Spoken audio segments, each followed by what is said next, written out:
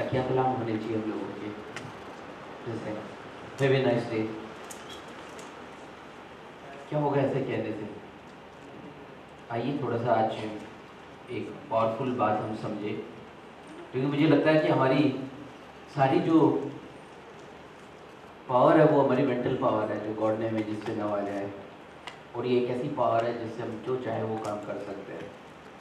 मुझे नहीं लगता ये ज़माना जैसे जैसे आगे बढ़ रहा है, स्ट्रेस, टेंशन, चैलेंजेस बढ़ते ही जा रहे हैं।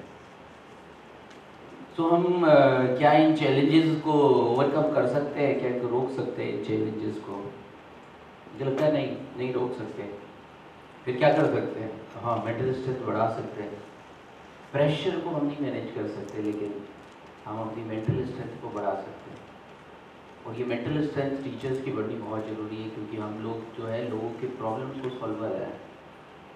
और मुझे लगता है जो कोई इस यूनिवर्स में प्रॉब्लम सॉल्वर नहीं है, वो खुद ही अपने आप में एक प्रॉब्लम।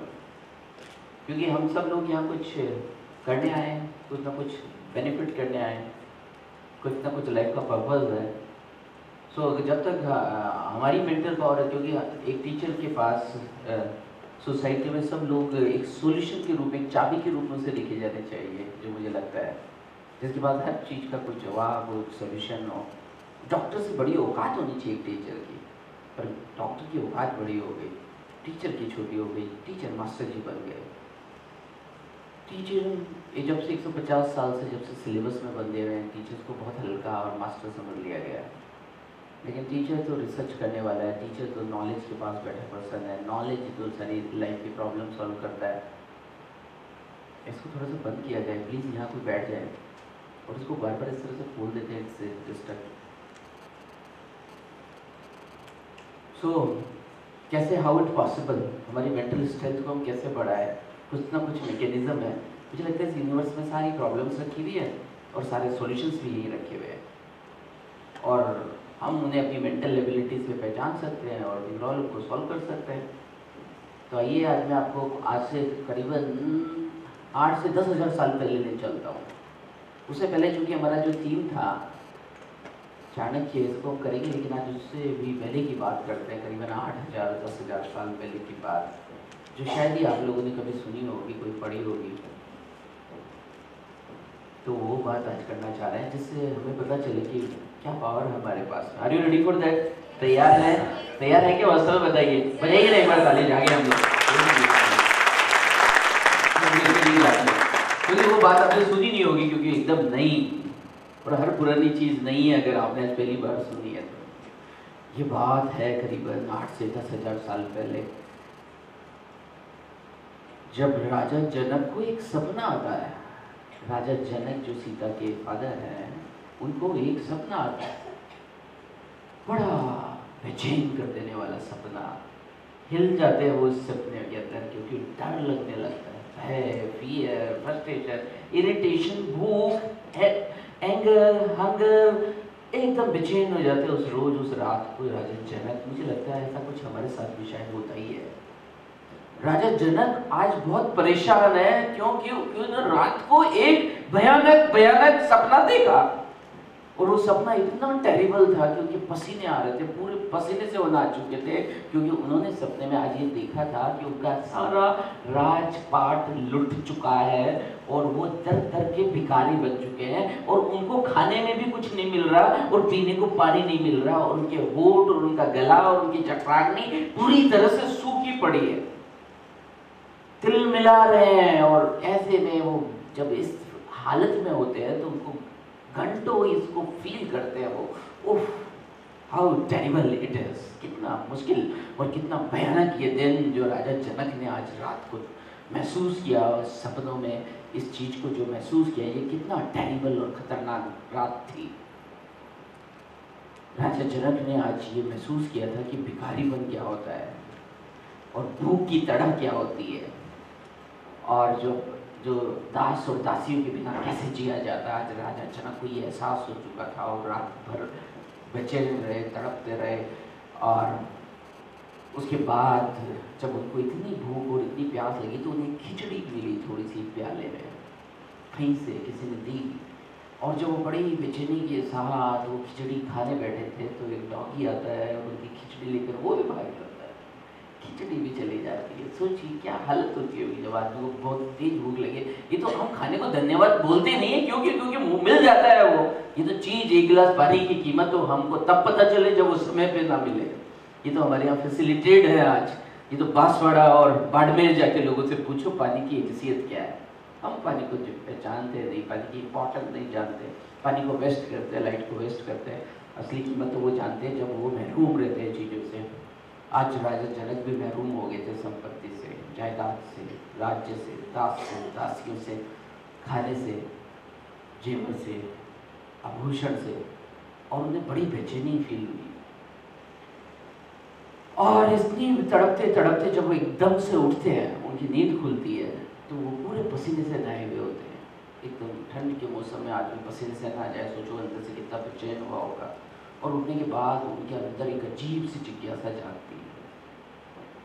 वो पूछते हैं कि आज सारे लर्नेड लोगों को बुलाओ और मैं उनसे वार्तालाप करूँगा, मेरे को एक प्रश्न का सवाल का जवाब चाहिए। सब लोगों को बुलाया जाता है, सब लोग बैठ जाते हैं, राइट में भी लर्नेड लोग बैठे हैं, लेफ्ट में भी बैठे हैं। कोई वेद पाठी पंडित आया है, कोई पीली साड़ी पहन के, कोई पीली धोती पहन के, कोई धोती को हाथ में पकड़ के।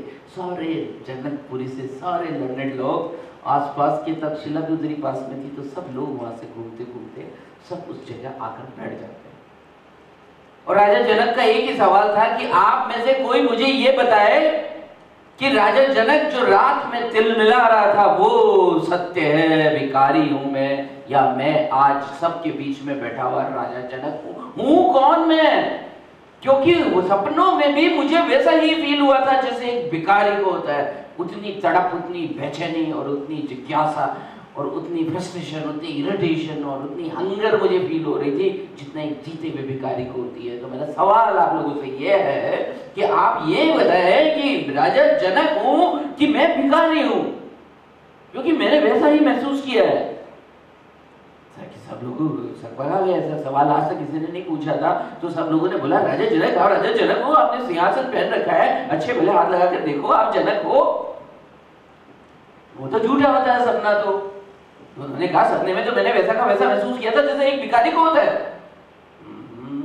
वो किसी ने बोला नहीं आप भिखारी ही है महाराज, या भिखारी होने वाले हैं, या पिछले जन्म में भिखारी थे। सब लोग अपनी अपनी तरफ से जवाब दे रहे थे। राजा जनक संतुष्ट नहीं थे आज, क्योंकि वो भी एक पहुंचा हुआ इंसान था। हमारे को नॉलेज उतना मिलता है जो हमारा स्तर होता है। आप 5th क्लास वर्ग, हमारा हर सब्जेक्ट में अलग अलग स्तर है। जैसे आप अकाउंटेंसी में आपका स्तर होता है, ऐसे ही नॉलेज का भी एक स्तर होता है। कोई जरूरी नहीं कोई 80 साल का हो गया उसकी नॉलेज की समझ 5 साल के बच्चे जैसे भी हो सकती है। कोई जरूरी नहीं कि 70 साल का इंसान के पास 70 साल की समझ हो। नॉलेज एक अलग बात है, सब्जेक्ट और एक छोटे सब्जेक्ट को समझना एक अलग बात है। राजा जनक पहुंचे हुए इंसान थे और सीता के पिता थे तो कोई बात तो होगी ना। तो राजा जनक बहुत पहुंचे हुए थे और उनका सवाल से वो जवाब से संतुष्ट नहीं हुए थे। उन्होंने सभी से पूछा, सबने अपने अपने बताया। कोई वेद पाठी पंडित था, किसी ने गीता को अच्छा से पढ़ा था, किसी ने भागवत गीता को अच्छे से पढ़ा होगा। सबने अपनी अपनी नॉलेज के हिसाब से जो जो वेद उपनिषद पढ़े थे सबने अपने अपने जवाब दिए। पर आज राजा जनक डिससेटिस्फाइड थे। उन्होंने बोला अभी मैं संतुष्ट नहीं हूँ, मुझे जवाब चाहिए। अल्टीमेटली अष्टावक्रा को बुलाया जाता है। अष्टावक्रा जो थे उनकी भी हिस्ट्री बताऊँ तो एक पीरियड लग जाए, पर मैं अष्टावक्र का किरदार को छोटा करता हूँ। और अष्टावक्रा को बुलाया जाता है कि आप बताओ। तो अष्टावक्र एक पंडित थे जिनके 8 शरीर में बैंड थे, क्योंकि एक रोज जब वो अपनी माँ, ऐसा कहते हैं कि वो जब अपनी माँ की गर्भ में थे तो उस समय वो उनके पिताजी पंडित थे और वो भी वेदों के पाठ किया करते थे और संस्कृत में बोला करते थे, संस्कृत में वेदों के पाठ किया करते थे। तो वो बहुत ही लर्नेड थे। मुझे लगता है हमारे बीच आज ये ऑडिटोरियम भी एक बीच के कारण है, एक पेड़ भी एक बीच के कारण है। तो वो बीज जो है वो बहुत ताकतवर होता है। आपको बच्चों की आदतों से पता चल जाता है वो बच्चे कहाँ जाने वाले हैं। तो जब उन्होंने देखा ये बात कि अष्टावक्र जो है, जो माँ की गर्भ में थे, तो कहते हैं उस समय उनके पिताजी संस्कृत में वेदों का उच्चारण कर रहे थे, तो उनसे रहा नहीं गया, अंदर से आवाज आई, पिताजी क्या उल्टा पुल्टा बोलते हैं, क्या ऐसे संस्कृत बोल रहे हो, ये तो बिल्कुल अशुद्ध उच्चारण है, और अशुद्ध उच्चारण से बातें समझ में कैसे आएगी पिताजी। अंदर से आवाज आई माँ की गर्भ से, ऐसा कहते हैं। इंट्यूशन भी तो आते हैं, आपको पता भी तो लगता है कि कुछ हो रहा है, कोई आदमी आपसे नफरत कर रहा हो ना, आपको उसके इंट्यूशन आते हैं, आपको पता चलता है ये, वो तो बोलता भी नहीं, फिर भी आप लड़ पड़ते हैं, तूने मेरे को गाली कैसे दी, बोले मैंने नहीं दी भाई साहब, गाली नहीं दी दी है तूने, इंट्यूशन क्रॉस हुए होंगे। उनसे रानी है ये छोटा बच्चा गर्भ में, और अभी मुझे बोल रहा है कि मुझे पढ़ना नहीं आता, अपने पिता को ये बात बोल रहे हैं, जा तुम जन्मेगा तो टेढ़ा मेढ़ा होगा, तेरे में 8 पैंट होंगे। श्राप दे दिया पिता ने। पिता ने, इसलिए कहते हैं पिता सूर्य के समान होता है, जो कभी भी तप जाता है, लेकिन माँ से कहते चंद्रमा के समान होती है, जहाँ शीतलता अनुभव होती है। तो बोल दिया, और 8 बैंड के साथ जब उसका जन्म होता है तो उसके 8 शरीर में बैंड होते हैं, शरीर, पाँव, हाथ सब टेढ़े मेढ़े, पूरा टेढ़ा मेढ़ा चलता है, पर नॉलेजेबल, और उसकी यंग एज में पता चल जाता है, जिसके पास नॉलेज होता है उसको यंग एज में भी पता चल जाता है इसके पास नॉलेज है। तो प्रचर्चित हो गए अष्टावक्र। बाद अष्टावक्र को जब बुलाया गया तो सोसाइटी में जो नॉलेजेबल पर्सन होती है, जैसे मास्टर जी होते हैं, उनकी कदर नहीं होती, उस समय भी ऐसा ही रहा, ज़्यादा कदर नहीं थी, वो बेचारे अपने गरीब कुटिया में रहते थे। तो बोला भाई वो आदमी जवाब दे सकता है, बड़ा नॉलेज है, उसको बुलाया जाए। तो जब अष्टावक्र को बुलाया जाता है तो अष्टावक्र राजा जनक के दरबार में एंट्री लेते हैं, और जैसे ही वो एंट्री लेते हैं तो सभा में ठहाके लगने लग जाते हैं। Oh we are so qualified, we are Ved pathi pandit, और हमारे सामने ये जवाब देगा बच्चा जिसको अपना शरीर भी जिसका ठीक नहीं है, जिसके कपड़े तक फटे हुए हैं, ये जवाब देगा। एक ने बोला, दूसरे ने उसको, तीसरे ने उसको, और सब जगह हंसने लगे लोग उसको देखकर। चारों तरफ लेफ्ट से लोग हंस रहे, राइट को, और अष्टावक्र धीरे धीरे, क्योंकि तेज नहीं चल सकते थे, तो धीरे धीरे चलते चलते एंटर हो रहे हैं। और जैसे ही एंटर हुए उन्होंने देखा, एक तरफ तो लोग हंस रहे थे, फिर दूसरी तरफ देखा तो लोग हंस रहे थे, फिर थोड़ा ऊपर देखा तो ऊपर से भी लोग हंस रहे थे, फिर इधर देखा तो इधर भी लोग हंस रहे थे। और उसके बाद में जो वो एंट्री लेकर राजा जनक के पास पहुंचते हैं, तो सिंहासन के सामने जाने के बाद राजा जनक बोलते हैं, महाराज ब्राह्मण देवता, आप क्या मेरे संशय का समाधान कर सकते हैं? तो उन्होंने पूछा, बताइए महाराज, मैं आपके क्या संशय का समाधान करूं? वो बोले कि मैंने रात को इतना भयानक सपना देखा, मुझे ये बताओ कि वो सपना सच था कि आज मैं राजा जनक हूँ, ये सच है? सच क्या है? मैं हूँ कौन? Who am I? ये सवाल एक ओरिजिनल सवाल है जो हमारे जहन में गूंजना चाहिए, हमारे अंदर से ये बात आनी चाहिए, Who am I? और वही जवाब आया था जनक के अंदर से, Who am I? मैं हूँ कौन? उसने फिर चारों तरफ देखा, अष्टावक्र ने, तो लोग और जोर से हंसने लगे थे, इतना बड़ा, क्योंकि वो एहसास करा रहे थे बॉडी लैंग्वेज से। जवाब है अष्टावक्र, दे सकते हो इसका जवाब, बड़े पंडित बनते हो यार। एक मोर क्वालिफाइड पर्सन, तो वो अपनी अहंकार को अपनी हंसी से इजहार कर रहे थे, दोनों तरफ से हंसी आ रही थी, और अष्टावक्र का मजाक बन रहा था ऊपर से और नीचे से। अष्टावक्र फिर देखते हैं उस सीन को, और राजा जनक को बोलते हैं, राजा जनक, मैं बताऊंगा और बिल्कुल सटीक बताऊंगा आपको इसका जवाब, लेकिन शर्त है मेरी। बोले महाराज आपकी जो शर्त हो मुझे मंजूर हो, आज मेरी इस संशय का समाधान कर दे, आप जो कहेंगे मैं वो करने को तैयार हूँ, any condition I can fulfil your condition. तो फिर वो दोनों तरफ देखते हैं, और जोर से हंसने लग जाते हैं कि कैसे बेवकूफ़ बना रहा राजा जनक को, और जोर से हंसते हैं। फिर ऊँचा दोनों तरफ देखते हैं और बोलते हैं, राजा जनक, अगर तुम अपने सवालों का जवाब चाहते हो तो इन सब चमारों को बाहर निकालो। इतनी जोरदार आवाज के अंदर बोलते हैं कि सब हिल जाते हैं सारे, और हंसी बंद हो जाती है लोगों की, जो हंस रहे थे जोर जोर से, सबकी हंसी बंद हो जाती है। उन्हें लगता है कि घोर अपमान, जबकि देखा जाए तो तुम्हारे अपमान का जवाब भी मैंने अपमान से ही दिया है। वो जोर से बोलते हैं, सब चुप, और सब लगते हैं कि अब राजा जनक इसे पनिशमेंट देगा। सभी सुनने लगते हैं, इसमें इतना बुरा, उन लोगों को चमार कह दिया, चमारों को बाहर निकालो अगर जवाब चाहिए तो। राजा जनक फिर निवेदन करते हैं, ब्राह्मण देवता, ये लोग वेद पाठी पंडित है, ये वेदों का डेली उच्चारण करते हैं, इन्हें उपनिषद का ज्ञान है।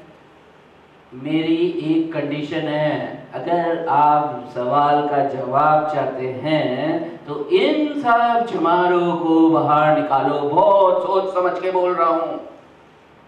बोले महाराज ये धृष्टता हो जाएगी, ऐसे इस तरह से आप कैसे बोल रहे हैं?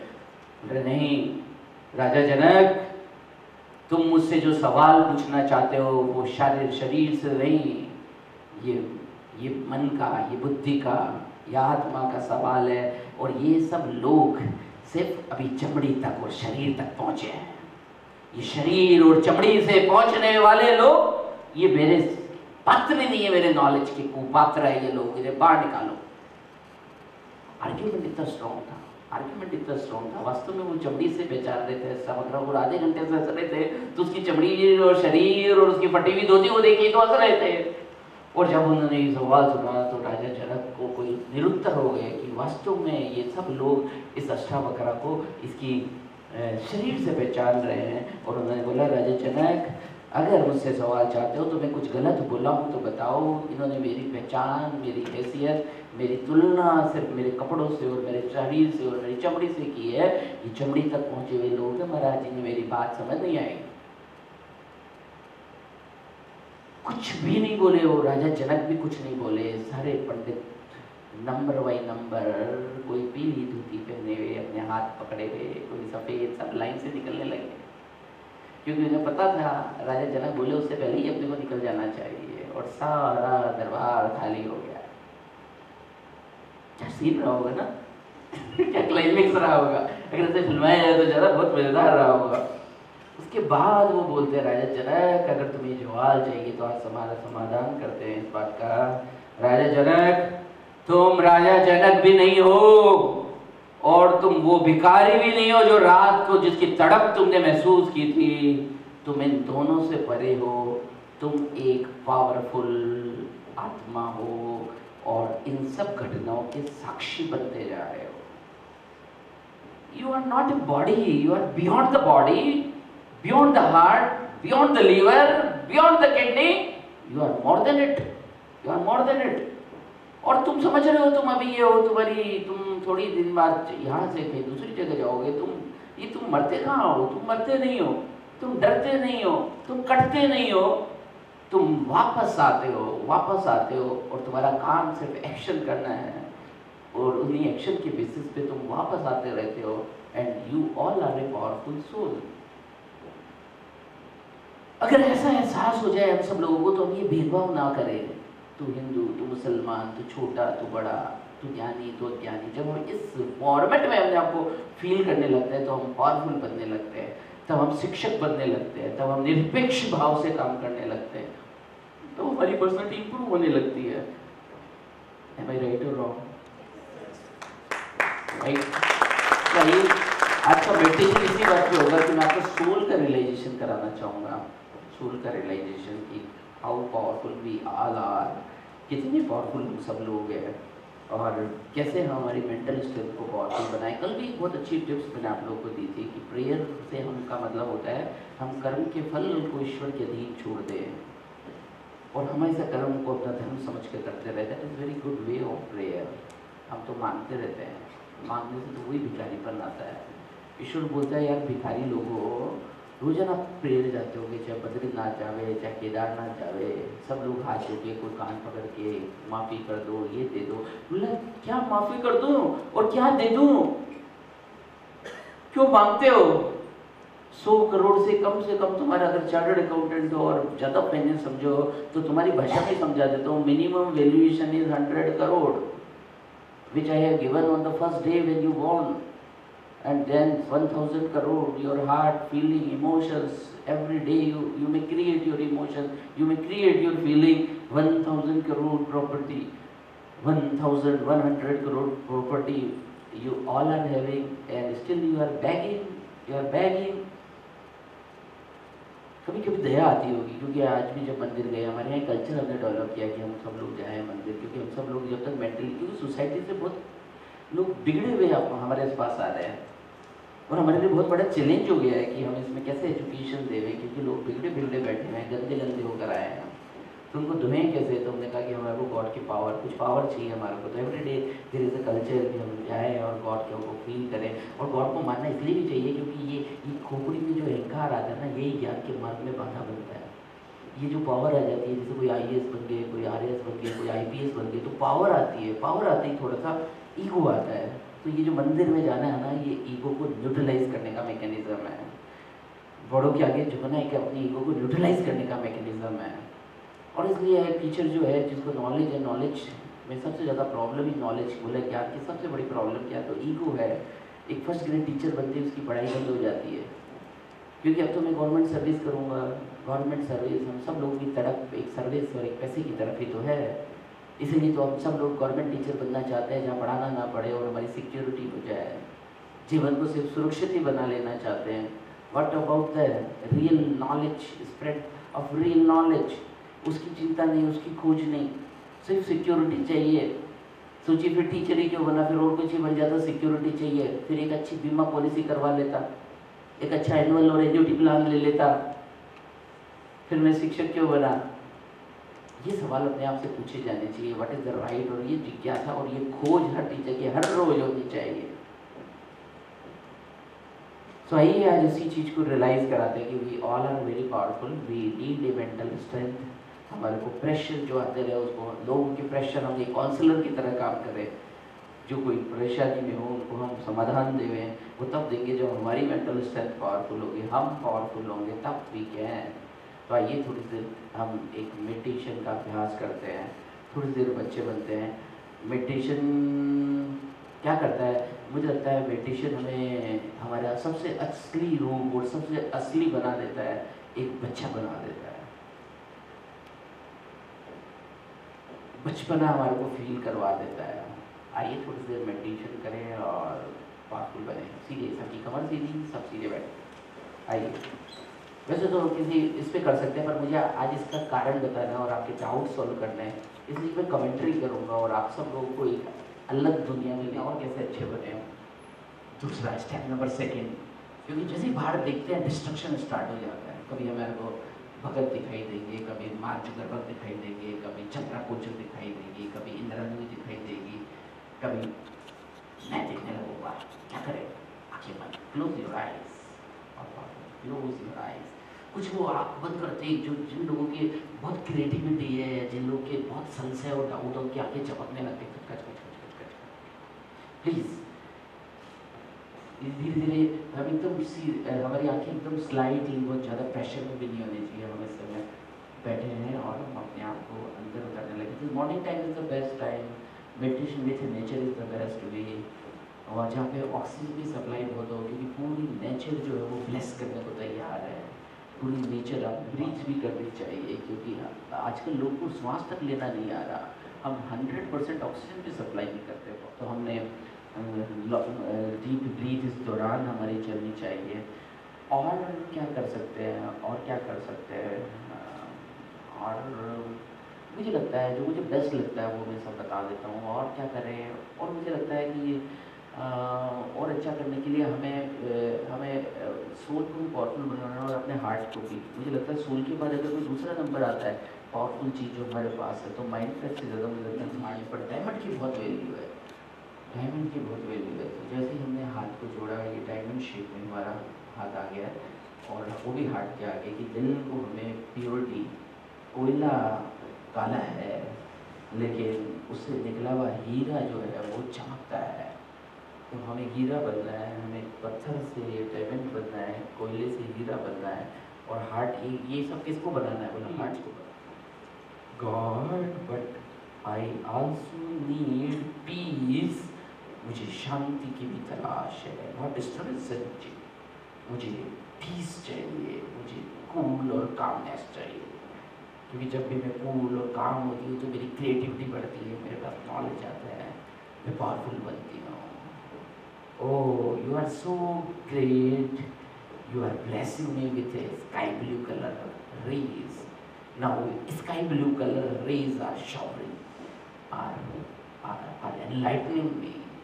In fact, I am bathing मैं नहा रही हूँ स्काई ब्लू कलर एनर्जी से, full of sky blue energy. I am becoming more powerful, more peace, more cool, more calm, feeling very good, very good, very good. God, thank you, and thank you. Thank you for showering me. Thank you for blessing me. Thank you for enlightening me. Now, God, I know without the love there is no life. I personally feel some irritation, anger, jealous. That's why I need green color rays, energy, green. उसमें नहीं पड़ता, अपने आप चल रही है। Money problem नहीं है, थॉट्स प्रॉब्लम है कि ये ऐसा हो जाएगा वैसा हो जाएगा, तो थॉट्स से बाहर निकलने की कोशिश कर देते हैं, पर आप उसमें मुझे एक लाइफ हुआ कि मैं थॉट्स से बाहर जा रहा था और रिलैक्स कोई भी प्रॉब्लम लाइफ में आई, ये में प्रॉब्लम नहीं, प्रॉब्लम सिर्फ थॉट्स है। विचार चलते रहेंगे 60 की उम्र तक, पैसा अपने आप आएगा, अपने फ्लो से आएगा, अपने सोचने से आएगा। थॉट्स से बाहर निकलेंगे रिलैक्सेशन होगा, तो थॉट्स से बाहर निकलने की कोशिश। फिर जैसे आपने वर्ड बोला प्रॉब्लम, तो फिर मैंने इसको डिफाइन किया, it's a state of mind. एक ही परिस्थिति में एक आदमी अपने आप को बहुत प्रॉब्लम में फील करता है, दूसरा आदमी उसी में रिलैक्स फील करता है। जो रिलैक्स फील कर रहा है उसको ज्ञान है, जो प्रॉब्लम को बड़ी प्रॉब्लम फील कर रहा है या प्रॉब्लम फील कर रहा है उसको नॉलेज नहीं है, बस यही फर्क है। और after we all are witnessing the thing, हम और क्या कर रहे हैं, विटनेस ही तो कर रहे हैं। मनी में भी संतुष्टि होती तो धीरूभाई हमारी सबसे ज़्यादा संतुष्ट होता है। हाँ, पर उसको लगवा हो गया। सबसे ज़्यादा प्रॉब्लम है वही है, जबकि गरीब आदमी सबसे उससे ज़्यादा काफ़ी मनी में। तो चाणक्य वाली अप्रोच ज़्यादा सही लगती है, सिंपल लाइफ की तरफ रहे। अगर नॉलेज वाले मार्ग में रहना है तो हमारे बड़ी बड़ी गाड़ियाँ नहीं होनी चाहिए, हमारे पास BMW जैसी हमारी ख्वाहिश नहीं होनी चाहिए, क्योंकि वो तो प्रॉब्लम लेकर आएगी, वो तो हमारी डिज़ायर को और डिससेटिस्फेक्शन को और बढ़ाएगी। फिर ऐसा लगेगा वाई नॉट, इससे हवा, इससे ऊपर, तो हमारी खोज ही गलत हो जाएगी। तो टीचर का जो लाइफस्टाइल होना चाहिए, it should be very simple. उसके पास कुछ भी हो पर उसकी लाइफ में सिंप्लिसिटी बहुत होनी चाहिए। तो पैसा अगर आता है तो कोई बुरा नहीं है, पर उसके लिए भागा नहीं जाना चाहिए, उसके लिए कोई गलत कॉम्प्रोमाइज़ नहीं किए जाना चाहिए। और टीचिंग में भी ये होने लगे हैं, छोटी सर्विसेज कम वैल्यू की होगी लेकिन उसके बिना हमारी लाइफ में गुजारा नहीं है। तो कितना अच्छा हो कि हम न्यूटन के नियम को समझ जाए और कुछ दे पहले, ताकि वो चीज़ें लौट कर वापस आए। हो सकता है अगर सर्वेंट के प्रति हमारा एटीट्यूड ठीक नहीं है तो हमारे घर में रहे ही ना, कोई नहीं। मैंने तो देखा है सारी रिलेशनशिप डिस्टर्ब सिर्फ एक ही कारण हो रही है, क्योंकि बिकॉज ऑफ द ग्रेटफुलनेस हम थैंकफुलनेस रखते ही नहीं। आप किसी भी रिलेशन के प्रति थैंकलेस हो जाइए, वो रिलेशनशिप जिंदगी से निकल जाएगी, और बहुतों की निकली पड़ी है। मुझे लगता है कि कोई भी रिलेशन अपने का अच्छा करना तो बहुत आसान तरीका है, किसी के साथ, अपने पड़ोसी के साथ, अपने दोस्तों के साथ, अपने स्पाउस के साथ, अपने फ्रेंड्स के साथ, अपने टीचर्स के साथ। हम सब लोग अलग अलग तरह के रिलेशंस रखते हैं। मुझे लगता है कि सब रिलेशंस जो हैं यही हमारा जीवन है, और इन रिलेशन को एक चीज़ की ज़रूरत होती है, फेविकॉल। और ये फेविकॉल है थैंक यू। चिपक जाते हैं रिश्ते, टूटते नहीं हैं। मुझे लगता है ये शब्द भी अभी हमारी एजुकेशन में बहुत मिसिंग है, जो हमारे को स्प्रेड करना है। और ये बहुत साइंटिफिक भी है, क्योंकि जो देंगे ना वही मिल रहा है। मैंने जब भी इसको एक्सपेरिमेंट किया और डिफरेंट केसेस में से अप्लाई किया तो मुझे लगा न्यूटन वाला नियम तो पक्का नियम है, जो डालते हैं वही लौट कर आता है, पर ज़्यादा आता है। सो अगर हम चाहें किसी को भी अच्छा बनाना चाहे, आप गौर से अपनी लाइफ में देखेंगे तो कोई ना कोई रिलेशन खराब जरूर चल रहा होगा, और उस खराबी का कारण सिर्फ एक ही होगा कि हमारे में एटीट्यूड और ग्रेटिट्यूड की कमी होगी। हम जाने ही सही थैंक यू नहीं बोले, और इस वजह से ना तो खुद मुस्कुरा सके ना किसी दूसरे को मुस्कुराने के लिए मजबूर किया। इसलिए कोई चमक नहीं है, कोई पावर नहीं है, कोई एनर्जी नहीं है जो एक टीचर्स के अंदर, एक चाणक्य में होनी चाहिए। इसलिए अगर एक सिंपल सी आइडिया है, लेकिन अगर हम अपने रिलेशंस अच्छे रखना चाहते हैं तो हमें इसे एक चीज़ लौटानी पड़ेगी, जिसका नाम है लाइन। हाँ, अगर बिजनेस में किसी को अप्लाई करना हो कि बिजनेस मेरे को बढ़ाना है तो वो क्या करे? यस बताइए ना मैम, बताइए, आप बताइए। Customer is God. हाँ सही बोले। हाँ सोसाइटी को लौटा है। आपका जवाब सही है मेरे। Customer is God. कस्टमर को थैंक यू बोलना पड़ेगा, वो कस्टमर लौट कर आएंगे, रेवेन्यू बढ़ेगी, सेल्स बढ़ेगी, हमें उनके प्रति ग्रेटफुलनेस होना रखना पड़ेगा। Health, relationship, money, career, job, business, ये सब एक ही चीज से आ जाते हैं, पर इन्हें आजमाएं कैसे?